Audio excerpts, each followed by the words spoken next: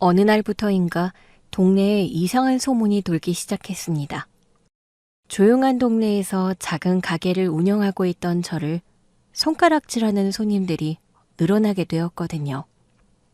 젊은 사람이 그러면 안 되지. 해도 해도 너무하네 정말. 예? 무슨 말씀이세요? 아이고, 얼굴이 두껍기도 하지.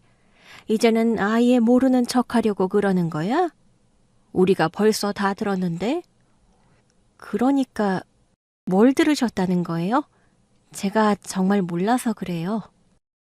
아유, 그렇다고 우리가 남한테 들은 얘기를 다 해줄 수는 없지. 무슨 일인지 궁금하면 그쪽 시어머니한테 직접 물어보던가. 예? 저희 시어머니요? 그게 대체 무슨 일이길래 그러세요? 하여간에 젊은 사람이 얌체처럼 그렇게 살지 마. 알았어? 언젠가부터 저희 가게를 찾아오는 손님들이 저한테 그렇게 한마디씩들 하시더라고요. 젊은 사람이 그러면 안 된다느니, 요즘 어린 여자들은 싹수가 노랗다느니, 벌써 그러고 살지 말라느니 하며 제가 마치 큰 잘못이라도 한 것처럼 저를 타박하는 겁니다.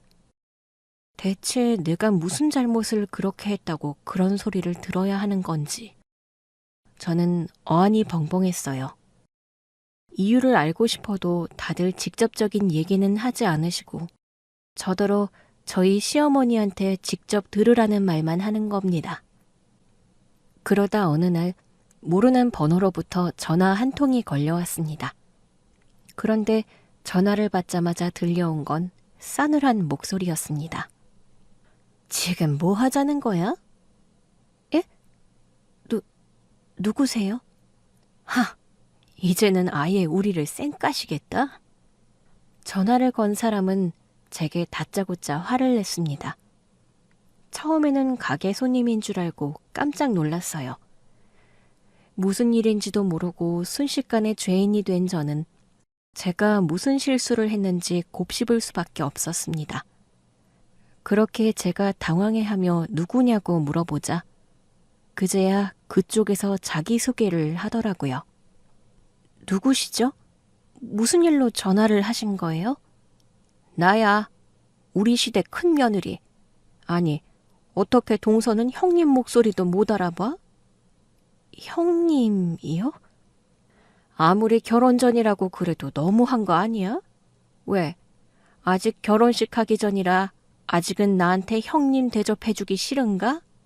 그런 거야? 아니요. 그런 게 아니라요. 이거 봐, 이거 봐. 이러니까 벌써 그렇게 행동하지. 동서, 내가 왜 전화했는지 알아? 모르겠는데요. 왜 화를 내시는지 말씀 좀 해주시겠어요? 동서 집안은 원래부터 혼수를 이렇게 해오나? 예? 혼수라뇨? 혼수가 왜요? 어머, 모르는 척하는 것 좀 봐. 그렇게 안 봤는데 사람이 생각보다 뻔뻔하네. 동서, 아직 어려서 현실감이 없는 모양인데 이거 굉장한 무례야. 어머니한테 그렇게 해놓고 앞으로 우리 얼굴을 어떻게 보려고 그래? 도련님이 잘해줘서 이러는 거야? 그렇다고 며느리가 이렇게 함부로 해도 돼? 동서가 그렇게 행동하니까 괜히 가만히 있던 나까지 욕먹잖아. 아무리 철이 없다고 그래도 그런 식으로 살면 안 된다고. 알겠어? 지금 무슨 소리를 하시는 거예요? 그러니까 대체 무슨 상황인지 똑바로 설명이나 해주시라고요. 다짜고짜 전화해서 사람한테 화내고 무시하는 건 뭐 제대로 된 행동이에요? 뭐라고? 세상에, 동서 지금 나한테 화를 내는 거야? 이거 완전히 적반하장이네? 아휴, 그러게. 이러니까 어머님이 그렇게 화를 내시지. 동서도 성격 장난 아니다. 저 지금 무슨 상황인지 전혀 모르겠으니까 전화 끊을게요. 하고 싶은 말 있으면 직접 찾아오시든가 하세요. 예비 형님에게 그런 전화를 받고 욕을 잔뜩 먹은 저는 너무 화가 나서 숨도 제대로 쉬어지지 않았습니다. 살면서 크게 잘못한 것 없고 학교에서나 집에서나 늘 착하고 순하다는 얘기를 듣던 저였는데 그런 제가 잘 알지도 못하는 사람에게 그런 일을 당해본 적이 없었거든요. 저는 살면서 그런 모욕은 생전 처음이었습니다. 대체 내가 무슨 잘못을 했다고 뻔뻔하다느니 무례하다느니 말하는 건지, 지금 동네에 돌아다니는 저에 대한 악의적인 소문이 다 어디서 왔는지 그제야 짚이기 시작하더라고요. 이게 모두 제 가게와 한 동네에서 사는 예비 시댁이 문제였습니다. 저는 원래 직장 생활을 하며 평범하게 살던 사람이었고 인생에 큰 불만이 있는 편도 아니었습니다. 위에서 시키면 시키는 대로 하고 어디서든 어떻게든 적응하고 맞춰가는 사람이었죠. 그러던 제가 어느 날 이유 모를 병을 얻으면서 인생이 뒤바뀌기 시작했습니다. 건강체질이라 자부했던 제가 없던 알레르기가 생기고 자꾸 원인 모를 두통에 시달리면서 병원에 찾아갔더니 모든 게 스트레스 때문이라고 하더라고요. 딱히 스트레스거리가 없다고 생각했던 저에게 그 말은 충격적이었습니다. 회사 생활은 누구한테나 힘든 거니까 참으면 될 거라 생각했거든요. 그제서야 회사 생활에 염증을 느낀 저는 그 길로 바로 퇴사하게 되었습니다. 딱히 무슨 계획이나 뜻이 있었던 것이 아니었지만 더 이상 그곳에 있다가는 제가 정말 일찍 죽을 것 같더라고요. 그렇게 살고 싶어서 회사를 뛰쳐나왔던 저는 우연히 가게를 구해 자영업을 시작하게 되었죠. 백수가 되어 딱히 할 것도 없고 여기저기 돌아다니다가 아주 운이 좋게도 저렴한 월세자리를 보게 되었던 거예요. 작은 가게였지만 사람들 많이 다니는 골목에 있어서 위치가 좋았고 무엇보다 월세가 너무 저렴하더라고요. 저렴한 월세에 혹했던 저는 그렇게 충동적으로 가게를 계약하게 되었습니다. 사실 처음에는 큰돈을 벌 생각은 없었어요. 퇴사하면서 받았던 퇴직금도 있었고 회사 다니면서 꼬박꼬박 대출이자 갚으며 마련한 내 집도 있었기에 벌이가 그리 급하지는 않았거든요. 애초에 건강을 생각해서 퇴사를 했던 거니 퇴사에서도 아등바등 살고 싶지는 않았습니다. 그래서 작은 가게에서 그냥 소일거리하며 즐겁게 지내고 싶었던 마음에 제 앞가림 정도 하자며 가볍고 재미있게 일을 했어요.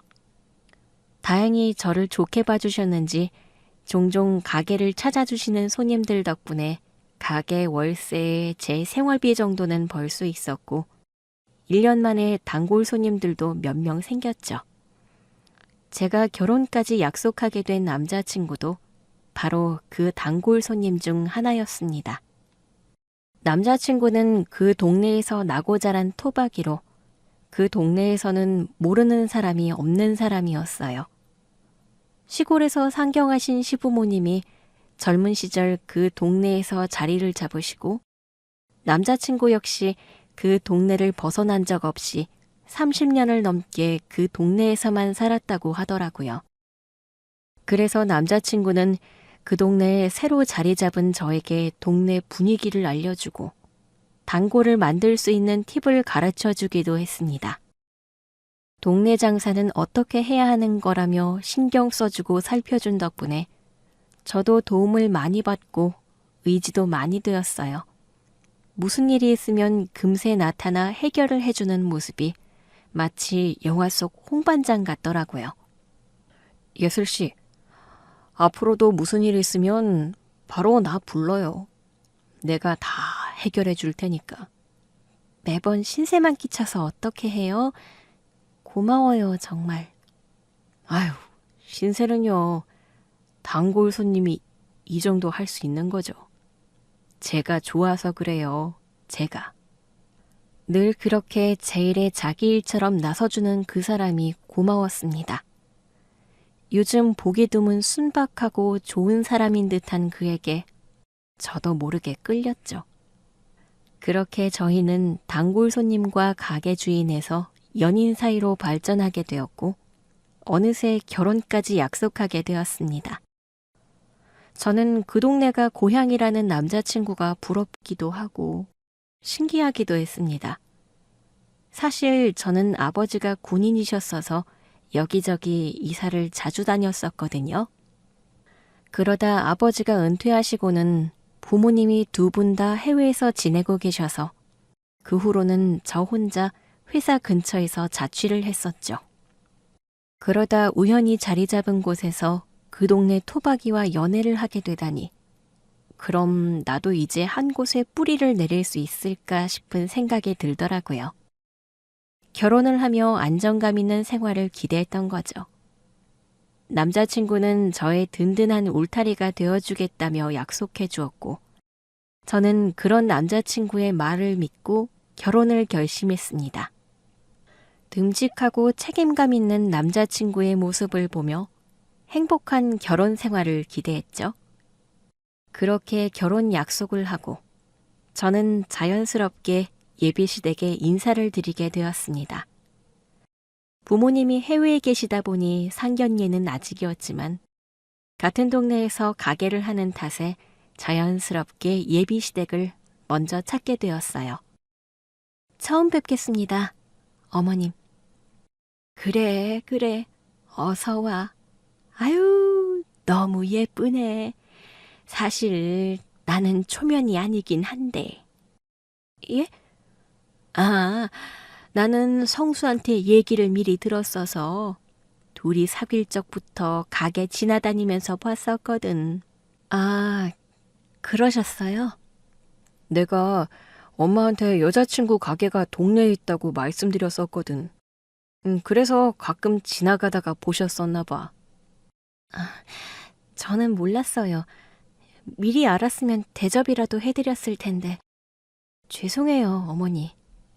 아니야, 대접은 무슨. 젊은 사람이 장사하는데 내가 괜히 방해하면 안 되지. 그래도 내가 동네 사람들한테 가게 홍보 많이 해줬어. 내 덕에 거기 손님들 좀 늘었을 텐데.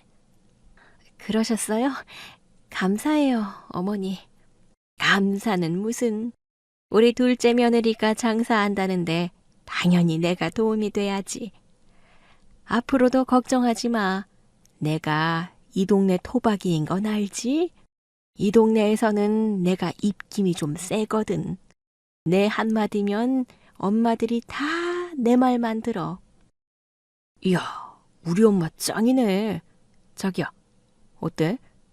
우리 집 너무 좋지? 우리 엄마가 이렇게나 식구들을 생각한다니까? 자기는 앞으로 가게 장사 걱정 안 해도 돼. 예비시댁에 있는 동네에서 장사를 하면서 예비 시어머니 귀에 제 얘기가 들어가지 않을 거라고 생각하지는 않았지만 그렇다고 예비 시어머니가 벌써 제 얼굴을 알고 계신 줄은 몰랐습니다. 남자친구에게 제 얘기를 듣고는 몰래 저를 보러 가게에 여러 번 찾아오셨다고 하더라고요. 그 얘기를 듣는데 어찌나 당황스럽던지. 저는 혹시 알게 모르게 실수를 한 건 없을까 싶어 자꾸 저를 뒤돌아보게 되었어요. 그래도 다행히 예비 시어머니께서 저를 나쁘게 보지는 않으셨는지 제 칭찬을 해주시고 제 가게 매출까지 걱정해 주시더라고요. 한편으로는 부담스럽기도 했지만 가족이 될 사이에 그렇게 관심을 가져주시는 게 감사했습니다. 그렇게 예비 시댁까지 만나면서 아무 문제 없이 결혼 준비를 할 수 있을 거라 생각했습니다. 그런데 그 과정에서 갑자기 문제가 생기고 말았어요. 결혼 준비를 하면서 남자친구와 점점 불화가 생기기 시작하더라고요. 결혼 준비하면서 싸우는 일이 워낙에 흔하다고 하기에 저도 어느 정도 각오를 했었는데 이건 다른 문제였습니다. 결혼 때문에 서로의 경제 사정을 밝히고 돈 얘기를 나누는 과정에서 제가 몰랐던 남자친구의 실체를 알게 되어버렸던 거죠. 자기야, 우리 신혼은 그냥 자기 집에서 시작할까? 응? 신혼집을 따로 안 구하고? 그냥 생각해보니까 자기가 집이 있는데 뭐하러 집을 또 구하나 싶더라고. 아, 근데 저번에 자기가 신도시 아파트 가고 싶다고 그랬었잖아. 자기가 그럴 능력 된다고 그래서 나는 당연히 신혼집을 얻을 줄 알고 있었지. 그래서 나는 우리 결혼하면 그 집은 새놓을 생각하고 있었는데. 에이, 뭐하러 그래. 이주택자들은 세금도 많이 내고 이래저래 별로래. 그러니까 그냥 자기 집에서 시작하자. 처음에는 자기가 경제적 여유가 많다며 돈 걱정하지 말라고 그랬던 남자친구였기에 저는 당연히 신혼집을 구할 거라 생각했어요. 하지만 남자친구는 점점 말을 바꾸더니 제가 살고 있는 집에서 신혼을 시작하자고 하더라고요. 신혼집에 대해 크게 생각이 없던 저는 남자친구의 말대로 하기로 했죠. 거기다 그때가 한창 집값이 비쌀 때라 굳이 대출을 얻지 않으니 더 좋다 싶었고요. 그럼 제가 집을 해오게 되었으니 저는 당연히 남자친구가 혼수를 해올 거라 생각하고 있었습니다. 보통은 그렇게 하는 게 맞으니까요. 그런데 남자친구의 생각은 저와 달랐더라고요. 그럼 자기, 혼수는 어떻게 할 거야? 우리 엄마가 궁금해 하시는데. 무슨 소리야? 혼수라니? 혼수 말이야, 혼수. 우리 결혼하면 자기가 혼수해야지. 뭐? 아니, 내가 왜 혼수를 해? 집을 내가 해오는데 그럼 혼수는 자기가 해와야지. 에이, 그런 게 어디 있어. 혼수는 원래 여자가 해오는 거지. 그리고 집은 자기가 해오는 게 아니라 원래 가지고 있던 거잖아. 살고 있던 집으로 내가 들어가는 건데 그걸 집을 해온다고 그러면 안 되지. 그게 말이 된다고 생각해? 저는 당연하게 생각한 일에 대해서 말도 안 되는 얘기를 하고 있는 남자친구를 보며 저는 황당했습니다. 내가 힘들게 대출 갚아가며 마련한 내 집을 뭐로 생각하는 건지. 집을 해오는 저더러 혼수까지 해야 한다고 하더라고요. 저는 혼수까지 할 수 없다며 따졌고 그러자 남자친구는 언성을 높이며 제게 화를 냈어요. 그리고 그 과정에서 전에 보지 못했던 모습을 보게 되었죠. 남자친구가 화가 나니까 갑자기 자기 할 말만 하고 소리를 지르는데 그러다가 기어이 자기 분에 못 이겨 물건을 집어 던지더라고요. 순한 줄만 알았던 남자친구의 본색을 보게 된 저는 깜짝 놀랄 수밖에 없었습니다. 지금 뭐 하는 짓이야? 나한테 물건 던진 거야? 화가 난다고 물건을 던져? 네가 지금 사람 열받게 하잖아. 내가 뭘 잘못했는데. 먼저 시작한 건 성수 씨잖아. 처음부터 말도 안 되는 걸로 우겨놓고 왜 내 탓을 해? 그리고 그렇다고 물건을 던지는 게 옳은 일이야? 성수 씨 원래 이런 사람이었어? 그래? 너야말로 이렇게 쫌스러운 사람이었냐? 아니, 집 좀 가지고 있는 것 가지고 왜 이렇게 유세를 떨어? 혼수 해오라면 해오는 거지 왜 말이 많아? 그따위로 꼭 해야겠냐? 네가 그렇게 잘났냐? 잘났어? 믿을 수 없는 남자친구의 모습에 저는 큰 충격을 받아야 했습니다. 다정하고 따뜻한 모습에 이 사람과 결혼하면 행복해질 거라 생각했는데 화가 나니 사람이 완전히 달라지더라고요. 어떻게 그동안 이런 모습을 숨기고 있었던 건지, 그동안 순진한 척, 너그러운 척했던 그 사람의 행동이 소름 끼칠 정도였어요. 게다가 경제적으로 여유롭고 능력 있던 척했던 거짓들까지. 남자친구가 그동안 제게 거짓말을 했던 게 한두 가지가 아니었더라고요. 제가 그 사람에게 단단히 속았던 거죠. 결국 저는 싸움 끝에 남자친구에게 파혼을 요구했습니다. 그리고 그 후로 동네에서 저에 대한 이상한 소문이 돌기 시작했던 거죠. 사장님, 그렇게 안 봤는데 사람이 좀 그렇네. 아니, 시댁에서 아파트를 해주면 혼수는 제대로 해가야지. 요즘 젊은 아가씨들이 얌체 같다고 그래도. 어떻게 그래? 집만 받고 입은 싹 닫겠다 이거야? 예? 무슨 말씀이세요? 아파트라뇨? 혼수는 또 무슨 말씀이세요? 아이고, 우리도 다 들었어요. 젊은 사장님 성수랑 결혼한다면서. 아무리 남자가 아쉬운 입장이라 그래도 그건 좀 아니지. 혼수는 어차피 자기들이 쓰는 건데 돈 좀 쓰지 그랬어요. 가게 장사가 그렇게 안 되는 것도 아닌 것 같은데 말이야. 누군가 제 결혼 문제에 대해서 소문을 흘리고 있는 듯 했습니다. 분명 저는 남자친구에게 파혼을 얘기했는데 왜 제 혼수 문제로 말이 나오는지 이해되지 않더라고요. 그래서 제가 직접 소문의 출처에 대해 알아보려고 했지만 손님들은 그 질문에는 입을 꾹 다물고만 있었습니다. 워낙에 토박이가 많고 이웃들끼리 가까이 알고 지내는 동네라 그런지 외지인은 저한테는 자세히 말해주지 않더라고요. 그렇다고 제가 파혼한 남자친구한테 찾아가서 따질 수도 없고 너무 답답할 수밖에 없었죠. 그런데 바로 그때 예비 형님이라는 여자한테서 그런 전화가 걸려왔던 겁니다. 동서 집안은 원래 그래? 하긴 자식 두고 멀리 나가버린 부모가 뭘 가르치고 뭘 챙겼겠어? 아니, 그래도 아무리 보고 배운 게 없어도 그렇지. 어디 혼수를 그따기로 해와? 결혼하고 싶은 생각이 있기는 해? 무슨 배짱이야 대체? 지금 무슨 얘기 하시는 거예요? 동서라뇨. 누가 그쪽 동서예요? 어머. 이제는 아예 나 몰라를 하겠다는 거야? 도련님이 오냐오냐 해주니까 아예 눈에 뵈는 게 없나 봐? 뭐라는 거야 진짜. 누가 당신 동서야? 나 니네 시동생이랑 파혼한 지가 언젠데. 그러니까 있지도 않은 혼수 운운하면서 사람 짜증나게 긁지 말고 할 말 있으면 직접 찾아와서 해. 그제야 저는 그동안 있었던 이상한 상황들이 이해되기 시작했어요. 갑자기 뚝 끊긴 손님들이며 가끔 찾아오시는 손님들이 저를 두고 하는 안 좋은 말들. 그리고 형님이라는 사람이 전화해서 따지는 것까지. 전부 제 예비 시댁이었던 집에서 퍼뜨린 괴소문이었더라고요.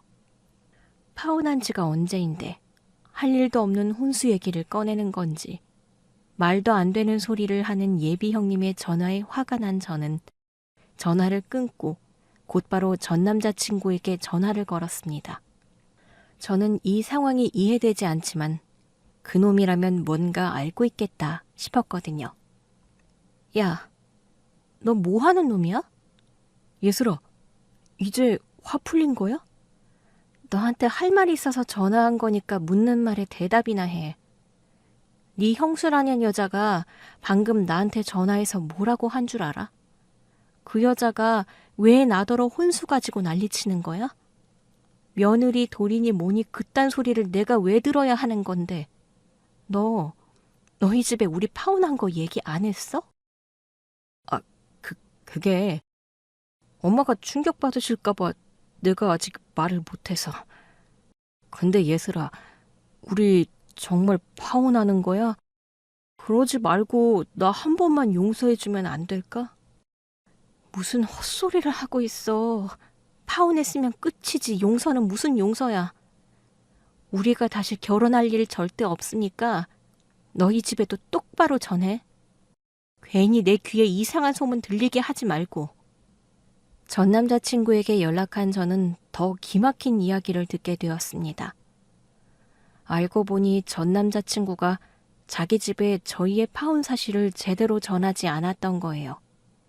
제가 화가 풀리면 자기를 다시 받아줄 거라 생각한 건지 아니면 식구들한테 차마 사실을 말할 용기가 나지 않았던 건지 모르겠지만 예비시댁에서는 저희가 여전히 결혼 준비를 하고 있는 줄 알고 있었습니다.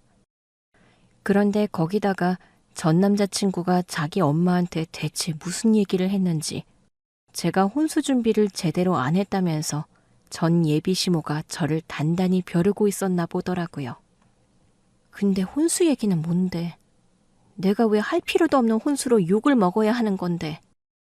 아니, 내가 파혼 얘기를 못해서 엄마가 혼수 얘기 물어보시는데 그냥 대충 둘러댔거든.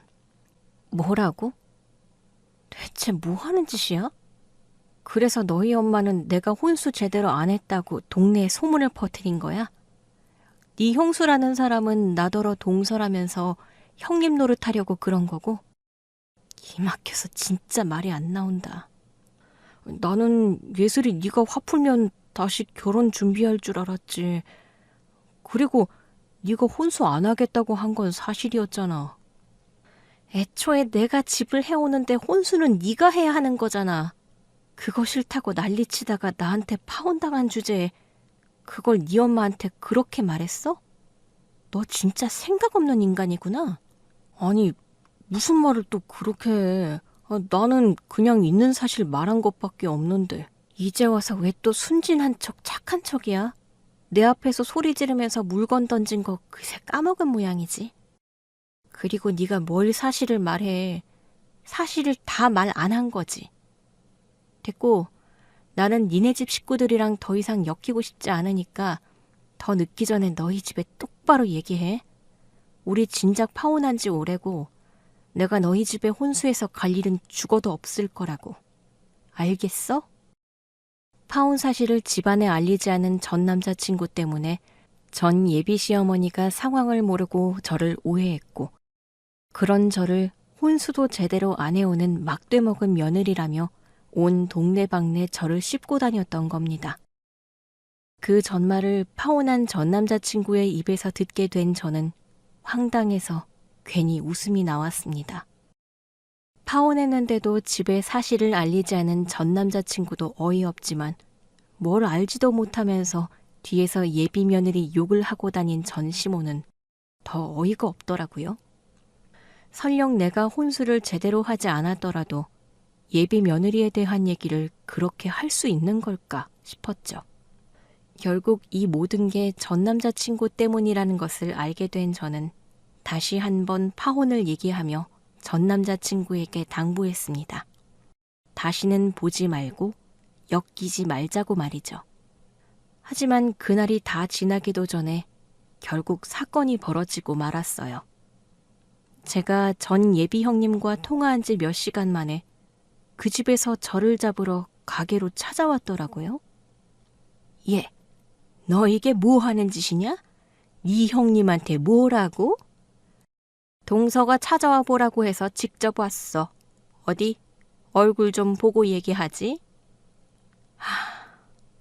이제는 영업 방해까지 하러 오신 거예요? 두 분이 저한테 무슨 할 말이 있다고 여기까지 찾아오세요? 동서가 할 말 있으면 찾아오라며. 그 얘기는 기억하면서 내가 그쪽 시동생이랑 파혼했다는 얘기는 기억 못하는 모양이죠? 나 그쪽 시동생이랑 파혼했다고요. 파혼 얘기를 직접 했는데도 왜 나를 찾아온 건지 저는 전 예비 시모와 예비 형님의 행동이 너무나 이해되지 않았습니다. 그래서 나도 도련님한테 물어봤어. 도련님 말로는 둘 사이에 오해가 있었던 거라고 하던데 둘이 좀 싸워서 그런가 본데 아무리 그래도 그러면 안 되지 동서. 그래, 네가 우리 아들한테 뭐가 섭섭해서 그러는 모양인데 아무리 그래도 이건 아니지 않니? 어디 싹수 없이 형님한테 소리를 질러? 여전히 상황 파악을 못하고 저에게 삿대질하며 소리를 지르는 두 사람을 보자 저는 머리가 아파왔습니다. 왜 사람 말을 못 믿고 일방적으로 사람을 몰아붙이는 건지 그 상황이 너무 짜증이 나더라고요. 그래서 저도 더 이상 참지 못하고 소리를 지르고 말았습니다. 장난하세요? 손희 형님은 누가 형님이에요? 저 성수 씨랑 파혼했다고요. 그 집 며느리 아니라고요. 대체 몇 번을 말해야 이해하실래요? 그게 정말이야? 지금까지 무슨 얘기를 들으셨어요? 저 댁 아드님이랑 파혼했고 결혼 절대로 안 할 겁니다. 그러니까 애초에 제가 그 집에 혼수해야 할 일 자체가 없죠. 아드님한테 무슨 얘기를 듣고서 저한테 이러시는지 모르겠지만 따지고 싶으시면 아드님한테 가서 따지세요. 괜히 상관없는 저한테 이러지 마시고요. 아니, 우리 애 말은 다르던데? 둘이 결혼하겠다고 집에 인사까지 하러 왔으면서 갑자기 파혼이라니 무슨 소리야? 결혼이 애들 장난이야? 왜 그걸 니들 마음대로 정하니? 애초에 성수 씨가 저를 처음부터 속이지 않았으면 없을 일이었어요. 저야말로 그런 사람이랑 결혼까지 생각했었다는 게 어이없을 지경이거든요. 그 사람이 나한테 얼마나 거짓말을 했는지 알기나 하세요? 거짓말이라니? 우리 아들이 무슨 거짓말을 해? 아니, 그렇다고 너는 내가 거짓말 좀 했다고 결혼을 엎어버리니? 너 애초에 우리 아들 사랑한 적이 있기나 해? 이 동네에서 장사해보려고 그냥 어찌저찌 순진한 애 이용한 거 아니냐고. 저야말로 따지고 싶은 심정이에요. 아드님한테 한번 여쭤봐 주시겠어요? 저를 사랑하기나 했었는지. 그러지 않고서야 어떻게 저한테 그런 짓을 해요? 동서, 해도 너무하네. 어머니 앞에서 지금 무슨 버릇이야? 나 그쪽 동서 아니라고 몇 번이나 말해요. 뭐? 너무해? 지금 누가 너무한지 한번 따져볼까요? 당신 시동생이 나한테 빚진 것만 5천이야. 그거는 알고 그딴 소리 하는 거야? 뭐라고? 5천이라니 그게 무슨 말이야? 무슨 말이긴요. 말 그대로죠. 내가 그쪽 시동생한테 받을 돈이 있어서 기다리고 있는 거지. 나도 그 집 식구들이랑 엮이기 싫거든요. 상황도 제대로 모르면서 끝까지 저를 가르치려 드는 전 예비 시모와 예비 형님에 저는 기어이 뚜껑이 열려버렸습니다. 지금 누구 앞에서 난리를 피우는지 너무 화가 나서 미치겠더라고요. 그래서 저는 그동안 숨겨온 비밀을 밝힐 수밖에 없었습니다. 전 남자친구가 제게 빚이 있다는 사실을 말이죠. 그러자 전 예비 시모와 형님이 깜짝 놀라며 덜덜 떨더라고요. 지금 뭐라고 했어? 5천? 그게 정말이야? 이제 저한테 반말하지 말고요. 궁금하면 당신 시동생한테 직접 물어보면 될 거 아니에요? 우리 성수가 무슨 빚을 져? 걔가 그럴 애가 아닌데. 제가 이 상황에 거짓말이라도 하는 것 같으세요? 상황 파악도 못하고 지금 다들 사람 몰아붙이고 있는데 저 이제 안 참을 거예요. 지금 당신들이 무슨 짓을 했는지 알고는 있냐고요. 혼수를 이따위로 해오냐고? 파혼한 마당에 혼수는 무슨 혼수? 그건 우리가 사정을 잘 몰라서. 사정을 모르면 입이나 다물고 있어야지. 알지도 못하면서 왜 남의 뒷말을 떠들어요? 내가 설령 그 집 며느리가 된다고 치더라도 왜 남의 욕을 해서 사람들 입방아에 오르게 하냐고요. 그리고 애초에 집도 내가 해가기로 했던 거면 혼수는 그쪽에서 해와야지. 집값 보태줄 것도 아니면서 무슨 염치로 그딴 소리를 했어요? 집을 동서가 해오기로 했었어? 뭐예요, 어머니? 그런 얘기는 없으셨잖아요. 아니, 집을 제가 살던 집에 들어가서 산다고 그런 거지. 어쨌든 결혼은 처음이면 혼수는 해야 하는 게 당연한 거 아니니? 혼수는 원래 여자가 하는 거잖아. 혼수는 집 안 해오는 사람이 하는 거죠. 보통이야 남자가 집을 해오니까 여자가 혼수를 하는 거고 반반 결혼하는 거면 혼수도 반반으로 하는 거고요. 근데 내 집에서 산다는데 혼수까지 내가 해가요? 그래서 그거 가지고 온 동네방네 제 욕을 떠들고 다녔어요. 요즘 젊은 여자들 생각이 짧다느니 가증스럽다느니 하면서 사람을 우습게 만들었냐고요.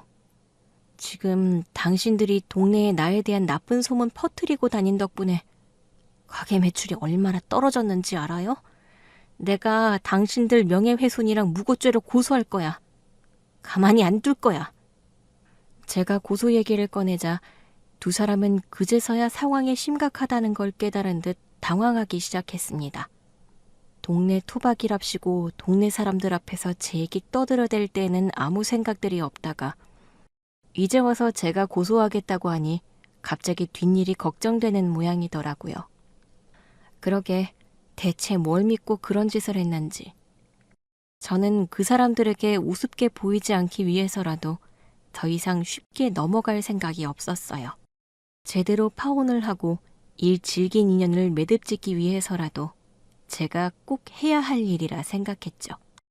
제가 처음에는 좋게 넘어가려고 그랬거든요. 어쨌든 파혼한 건 우리들 사정이고 어머님한테 죄송한 마음도 있었는데 그래도 이건 아니지 않아요? 사람을 우습게 여겨도 정도가 있지. 왜 사람을 억울하게 만드세요? 지금 동네에 그런 말도 안 되는 소문 때문에 매출이 얼마나 떨어졌는지 아세요? 게다가 그 집 아들은 내 돈 떼어먹고도 아직 정신을 못 차렸는데 내가 그 집 아들 빚쟁이라고 소문내줄까요? 나는 바보라서 참고 있는 줄 아느냐고요. 미안하다. 내가 상황을 제대로 몰라서 그랬어. 나는 그런 줄도 모르고. 제발 소문만은 내지 말아다오. 응? 제 소문은 나쁘게 내놓고 아들 소문은 나쁘게 나는 게 싫으신가 보죠. 심지어 저에 대한 소문은 거짓말이었지만 아드님이 빚쟁이라는 건 사실인데요. 미안하다. 미안해. 내가 다 잘못했다. 그래, 내가 크게 실수를 한 것 같아. 뭘 얘기를 하더라도 잘 알아보고 했어야 하는 건데 내가 아무것도 모르고 실수를 했어. 그래도 실수인데 이해해주면 안 되니? 한 번 엎은 말을 다시 주워 담을 수 있겠어요?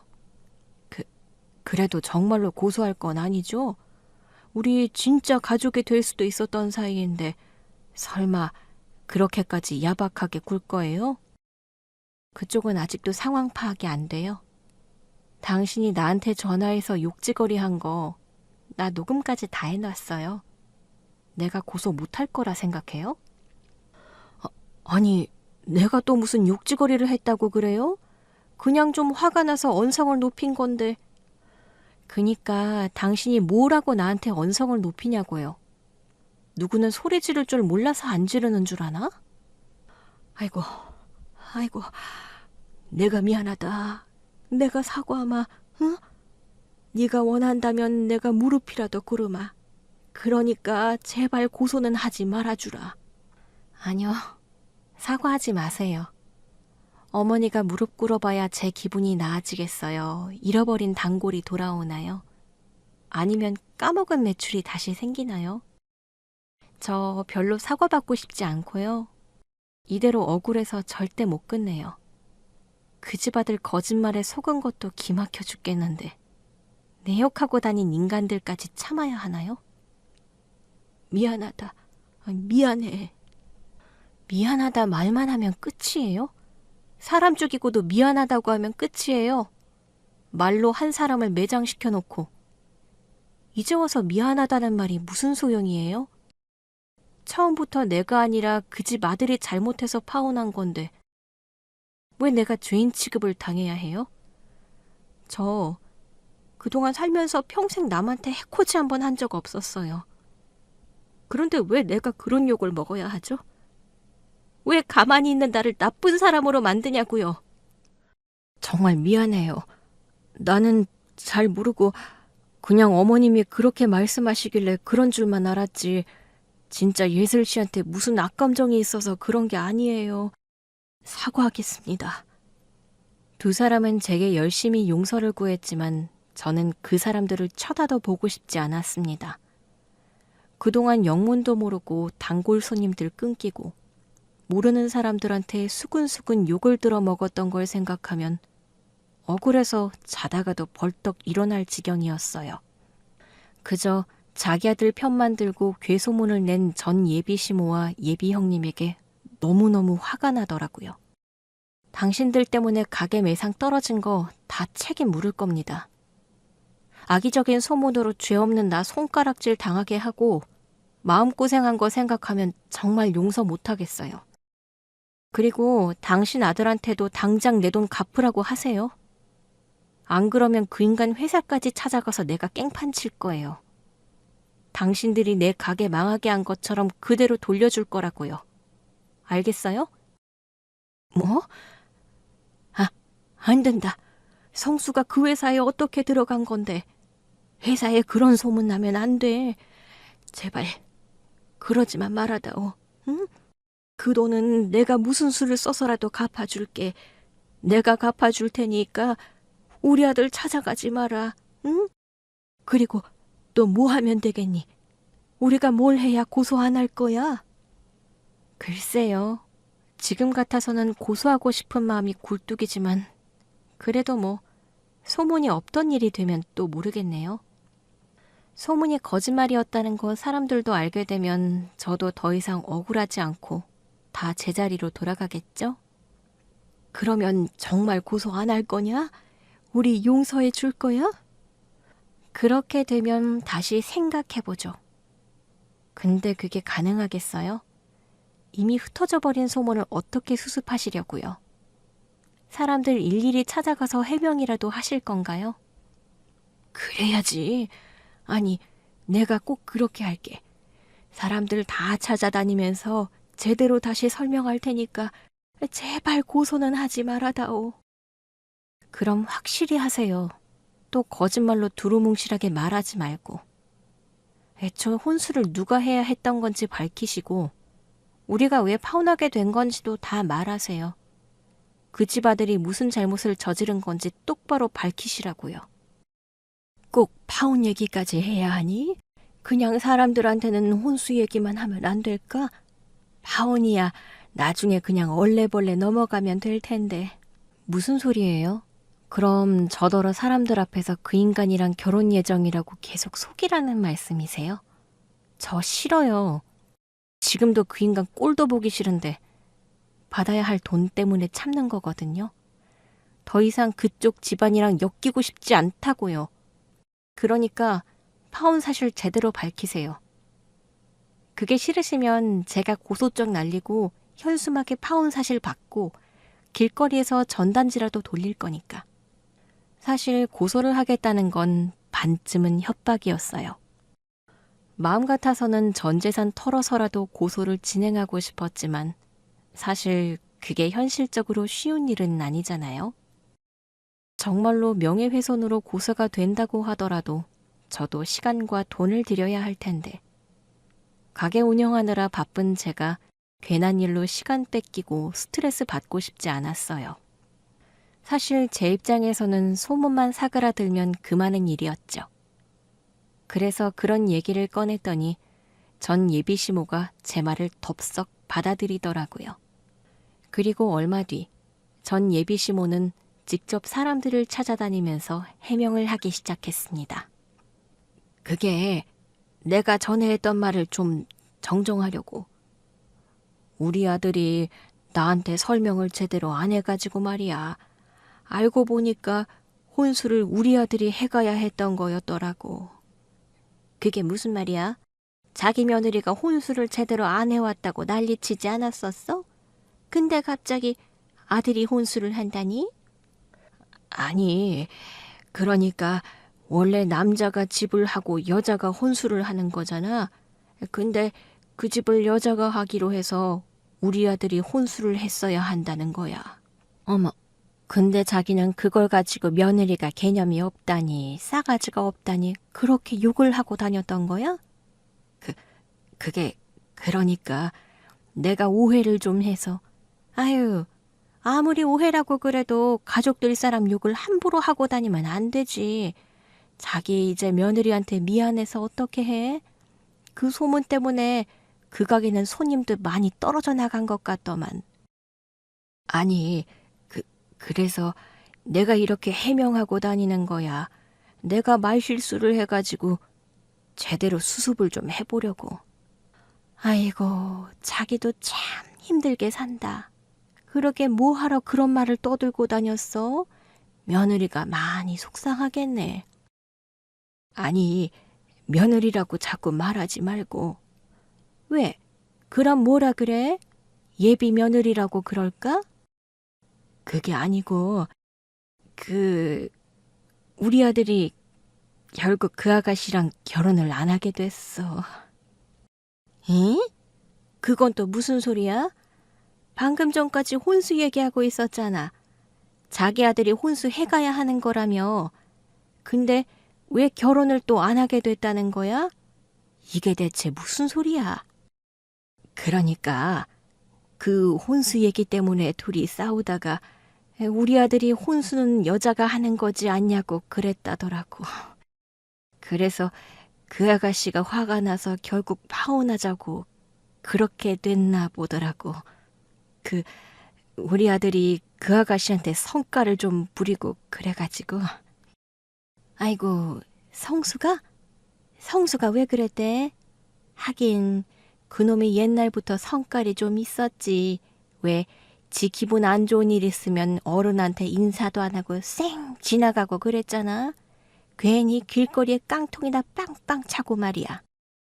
성수가 원래는 착한데 가끔 성질이 나면 좀 그래서 그런 거지. 그래도 애는 착하지. 그게 성질이 나쁜 거지. 남자는 성깔 좀 있어야 하는 거긴 한데 그래도 지가 잘못해놓고 애 뭔데 성질 부리면 안 되지. 들어보니 애초에 성수 걔가 잘못한 것 같구만. 나도 그 사장 아가씨 몇 번 봤는데 젊은 사람이 싹싹하니 잘하던데. 아니 뭐 또 우리 아들이 유달리 잘못한 건 아닌데. 아유, 우리 성수도 실수라고 후회를 많이 했던 모양이더라고. 그래서 그놈도 속상해가지고 나한테 파혼했다고 말도 제대로 못하고 그런 건데. 으이그, 그렇게 사는 놈이 왜 그리 쫌스러웠어? 집도 못 해가는 놈이 혼수라도 제대로 해간다 그랬어야지. 어쨌거나 성수 엄마는 많이 아쉽게 됐네. 그 아가씨 참 괜찮아 보이던데. 결혼 엎어져서 어떻게 해? 성수 나이도 한둘이 아닌데. 이제 어디서 좋은 아가씨 만나나? 다행히 전 예비 시모는 저와의 약속대로 열심히 해명을 하고 다녔습니다. 정말 고소당할까 무섭기는 했는지 거짓말도 못하고 사실대로 설명을 했더라고요. 제가 나중에 단골 손님 몇몇에게 직접 물어봐서 확인까지 했거든요. 전 예비 시모는 저희가 왜 파혼을 하게 되었는지, 그 과정에서 자기 아들이 무슨 잘못을 저질렀는지 전부 실토를 해야 했고, 뒤늦게 상황을 제대로 알게 된 동네 주민들은 그제서야 다들 제 편을 들었습니다. 애초에 그놈이 잘못해서 파혼까지 갔으니 손가락질은 그쪽이 받아야 했던 거죠. 덕분에 직접 해명을 해야 했던 전 예비 시모는 토박이로 살아온 동네 주민들에게 톡톡히 창피를 당해야 했습니다. 그래서 그 집 아줌마 요즘 동네 창피하다고 못 돌아다니잖아요. 그래요? 어쩐지 한동안 안 보이신다 싶더라. 다들 처음에는 사장님이 잘못했다고 생각했는데 얘기를 들어보니 그게 아닌 거잖아. 애초에 그 집 아들이 깽판 친 거라면서요? 아우, 집도 안 해오면서 혼수까지 안 하겠다는 건 뭐야? 그러게 말이에요. 저도 처음에는 많이 내려놓고 이해해 보려고 그랬는데 정말 해도 너무 하더라고요. 제가 아무리 호구라고 그래도 집해 가면서 혼수까지 해갈 수는 없는 거잖아요. 그런데 그걸 문제 삼아서 그 어머니께서 제 욕을 하고 다니셨던 거죠. 덕분에 사람들한테 얼마나 손가락질 당했었는지 몰라요. 한동안 손님도 뚝 끊기고요. 어머, 사장님도 속 많이 상하셨겠네. 결혼까지 생각했던 사람이랑 파혼한 것도 스트레스였을 텐데. 아휴, 뭐 그런 사람들이 있대요. 남들 앞에서 없는 얘기 지어서 할 거면 책임을 지어야지 말이야. 너무들 하네, 너무들 해. 진짜 고소라도 해야 하는 거 아니에요? 그래도 그 대신 직접 해명하고 다니신다고 해서 넘어가기로 한 거예요. 저도 뭐 그냥 똥 밟은 셈 쳐야죠. 사장님이 대인 배신해. 그래, 재수 없었다 생각하고 잊어버려요. 나중에 더 좋은 사람 만날 거야.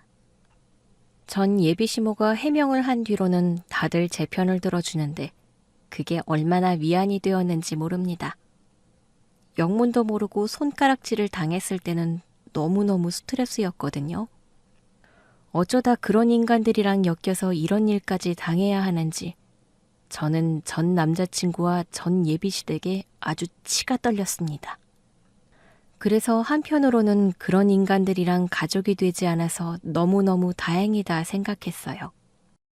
결혼 전부터 혼수 운운하며 사람을 괴롭히는 걸 보니 결혼을 했으면 또 뭐로 사람을 괴롭혔을까 싶더라고요. 그래서 저는 파혼한 게 천만 다행이라 생각했는데 하지만 전 남자친구는 여전히 미련을 버리지 못했는지 그 후로도 자꾸 저를 찾아왔습니다. 예슬아, 왜 또 왔어? 내가 다시는 내 눈에 띄지 말라고 하지 않았나? 미안해, 예슬아. 근데 나 너 보고 싶어서 미칠 것 같아. 우리 다시 잘해보면 안 될까? 우리 사이에 더 잘해볼 여력이 남아있어. 네가 나한테 그딴 짓을 하고 너희 가족이 나한테 무슨 일을 했는데 내가 그걸 어떻게 참아. 내가 실수했어. 내가 정말 정신이 나갔었나 봐. 네가 얼마나 좋은 사람인지 모르고 내가 한순간 욕심에. 나 정신 차렸어. 이제 혼수 내가 해가고 결혼 준비 비용도 내가 다 낼 테니까 제발 나랑 결혼하자. 응? 싫어. 그리고 너 돈도 없잖아. 혼수할 돈 있으면 나한테 빌려간 돈이나 갚아. 그건 금방 갚을 생각이었어. 근데 어차피 우리 결혼하면 상관없지 않아. 이놈이 뭘 잘못 먹었나. 끝까지 헛소리를 하네. 결혼은 무슨 결혼. 나 너랑 결혼 안 한다니까? 돈 갚기 싫으면 고소나 당하던가. 너희 엄마는 고소당할까봐 무서워서 벌벌 떠시던데 너는 별로 안 무서운 모양이지? 그러고 보니까 너희 어머니가 내가 너 회사 찾아가는 대신에 돈 갚아준다고 그러셨는데 그새 잊어버리신 모양이야? 뭐? 회사를 찾아오려고 그랬어? 그러면 뭐 내가 내 돈 5천만 원 떼어먹히고 참을 거라 생각했어? 내가 너랑 너희 형수한테 어떻게 했는지 못 들었어? 두 사람이 내 앞에서 싹싹 빌고 갔어. 안 그래도 너희 어머니 요즘 동네에서 얼굴도 못 들고 다니신다며. 집에서 알아 누우셨다고 그러던데. 나 그래서 기다려준 거지 너 용서할 생각 없어. 그러니까 너희 엄마 아예 뒷목 잡고 쓰러지지 않게 하려면 당장 돈이나 갚아. 알겠어. 당장 갚을게. 돈 갚으면 너랑 인연도 끝이야. 그동안 만나서 더러웠고 다시는 보지 말자. 다행히 저는 며칠 뒤 전 남자친구에게 빌려주었던 돈 5천만 원을 무사히 돌려받을 수 있었습니다. 자기 엄마가 저한테 당한 걸 보고서 제 말이 허튼 소리가 아니라는 걸 깨달았는지 전 남자친구가 순순히 돈을 갚더라고요. 그동안 다시 잘해보자며 은근슬쩍 발을 빼더니 제가 자기 일하는 직장까지 찾아가서 깽판을 칠까봐 두려웠던 모양이었어요. 그렇게 저희 사이의 계산은 비로소 제대로 끝이 났습니다. 소문의 원흉이 수습을 한 덕분에 저는 다시 평판을 되돌릴 수 있었고 잃어버렸던 고객들도 되찾을 수 있었어요. 하지만 저는 더 이상 그 동네에서 장사를 하지 않기로 했습니다. 저에게는 그 동네가 새 출발을 시작하게 해준 고마운 곳이었지만 이제 더는 아니었거든요. 그 동네 토박이인 전 남자친구와 전 예비시댁이 그대로인 그곳에 더 이상 남은 정이 없었어요. 마침 전 남자친구에게 빌려주었던 돈을 다시 돌려받게 되었고 그래서 저는 더 넓고 좋은 곳으로 가게를 옮기기로 결심했습니다. 새로운 곳에서 새로운 출발을 하기로 결심한 거죠. 물론 그동안의 단골 손님들을 잃는 건 아쉬운 일이었지만 두려움 때문에 새 출발을 포기하는 건 말도 안 되는 일이었어요. 이미 한 번 도전을 이루었던 저에게는 새로운 도전은 더 이상 두렵지 않았습니다. 그렇게 저는 추억과 악연이 쌓인 그 동네를 벗어나 새로운 곳에 다시 가게를 열게 되었습니다. 다행히 처음 장사했을 때의 노하우 덕분에 두 번째 도전은 그리 어렵지 않았어요. 거기다 새로 옮긴 곳이 유동인구가 많은 곳이라 손님들이 많이 찾아와 주셨죠. 덕분에 저는 이곳에서 잘 자리를 잡고 있습니다. 앞으로 제 인생에 어떤 고난과 시련이 또 닥칠지 모르겠지만 저는 꿋꿋이 잘 살아갈 겁니다. 절대로 헛소문에 휘둘리지 않고 앞으로도 제 앞길을 스스로 개척하겠습니다. 감사합니다.